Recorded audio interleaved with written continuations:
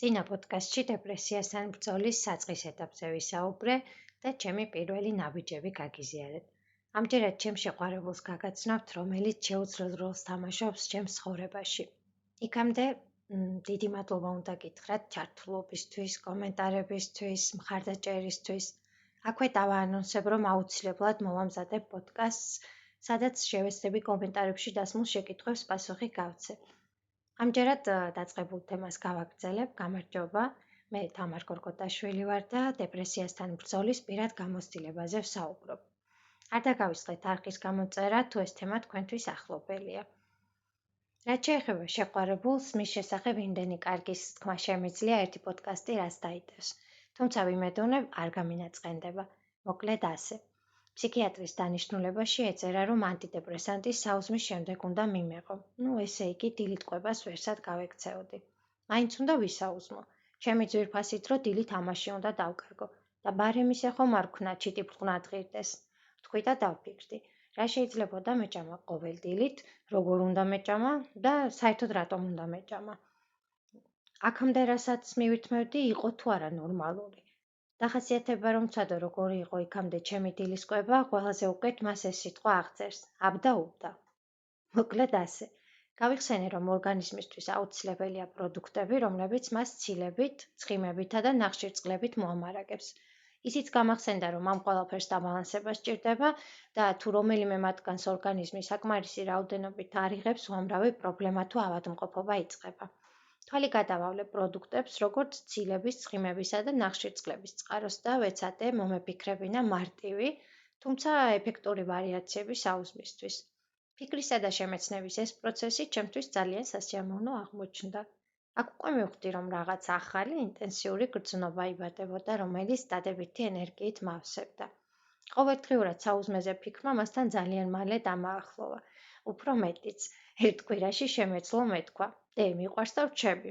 მოკლედ, შემიყვარდა საუზმის რიტუალი. ჩემი ყოველი დილა ასე იწყება.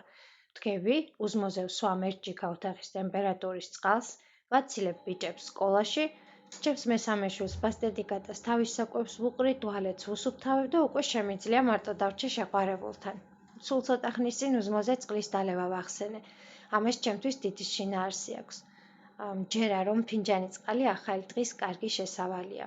ჭიქა წყლის კავშირი დაწყებულ დღესთან ძალიან ჰგავს პროლოგის კავშირს რომანთან, ან პრელუდიის კავშირს სექსთან. წყალი გამწმენდი ენერგიის ის პირველი წყაროა, რომელიც სხეულს ღამის ენერგიებისგან ათავისუფლებს და რაღაც ახლის მისაღებად ამზადებს. თქვენთვის ცნობილია, რომ წყალი ადამიანის სხეულის წონის 2/3-ზე მეტია, ისიც იცით, რომ დედამიწის 70% წყალს უკავია. ალბათ შემთხვევითი არაა წყლის მიწოდებისას ბებია-ბაბუები რომ გლოცავდნენ. წყლის ძალა მოგცეს ღმერთმაო. რატომ უნდა ვთქვა თუ არა წყლის ძალაზე? მე არ მინდა უარის თქმა. ამიტომ ჩემი დღის შესავალი ოთახის ტემპერატურის სუფთა წყალია, რომელსაც ნელ-ნელა დაგემოვნებით ვსვამ ხოლმე. შეყვარებულთან შეხვედრა კი ასეთია. ვიწყებ საუზმის რიტუალს, ვრეცხავ და ლამაზად ვჭრი ხილს ან ბოსტნეულს, რომელიც სახლში მომეპოვება. მოსახარშად გასქურაზე ვდგამ ორ კვერცხს, ვადუღებ ნალექი ან ყავას, დოსტავ პურს და ვაწყობ მაგიდას. რაციონი ყოველთვის ასეთი არაა. ჩემი ფინანსური მდგომარეობისა და სახლში არსებული მარაკის გათვალისწინება, რა თქმა უნდა, მიწევს. თუმცა აქ ერთი რამ ამთავარი, დავიცვა ცილების, ცხიმებისა და ნახშირწყლების დაბალანსებული, საჭირო რაოდენობით მიღების პრინციპი. ცილების, ცხიმების, ნახშირწყლებისა და პროდუქტების ამ თვალსაზრისით შესწავლა, ვისაც გსურთ, უხვი მასალაა ინტერნეტში. ამ პოდკასტში დეტალებით თავს არ შეგაწყენთ. ახლა მხოლოდ იმის ხაზგასმა მსურს, რომ საუზმისას ჩემთვის რამდენიმე საკითხია პრინციპულად მნიშვნელოვანი. პირველი, ეს არის ცილების, ცხიმებისა და ნახშირწყლების შეძლების დაგვარად დაბალანსებული მიღება. ანუ ზუსტად ვიცი, რას მივირთმევ დილით. მეორე, ეს არის კონცენტრირება საუზმეზე. ამ დროს სხვა არაფერზე ვფიქრობ, მშვიდად ვილუკმები, ვსვამ ყავას და ბოლოს ვეწევი ერთ-ღერ სიგარეტს. სიგარეტი ვიცი, რომ ვნებს. თუმცა რატომ მივეცი საკუთარ თავს ამ მავნეჩვევის შენარჩუნების უფლება, ამას შემდეგ პოდკასტებში გაგიზიარებთ, სადაც მოგიყვებით, როგორ გავთავისუფლდი სხვა მავნეჩვევებისგან. რაც შეეხება საუზმეზე კონცენტრირებას, ეს უნარი კიდე სხვა ბრძოლებით გამოვიმუშავე, კონცენტრირების სავარჯიშოებს ვაკეთებდი, ამოვარჩიე ჩემთვის მისაღები სავარჯიშო, რომელმაც გარკვეული დროის შემდეგ იმუშავა. მოკლედ, თუ პირველი საკითხია რას მივირთმევ, მეორე მნიშვნელოვანი მომენტი სწორედ ესაა, როგორ მივირთმევ. შესაბამისად, მესამე აქცენტი, რატომ მივირთმევ.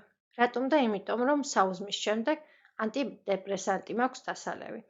ზედაპირულად არაფრის კეთება მიყვარს და რადგან საუზმობ, საუზმედ უნდა ღირდეს. საუზმე ჩემთვის სიამოვნების, ტკბობის, სიმშვიდისა და სტაბილურობის განცდებთან ასოცირდება.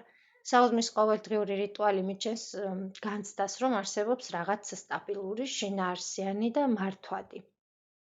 რიტუალის განხორციელება ხომ მთლიანად ჩემზეა დამოკიდებული. როგორც მიხვდით, დეპრესიასთან ბრძოლის გზაზე ჩემი შემდეგი მეოთხე ნაბიჯი საუზმის შეყვარება იყო. შეყვარება ნახევრად ხუმრობით.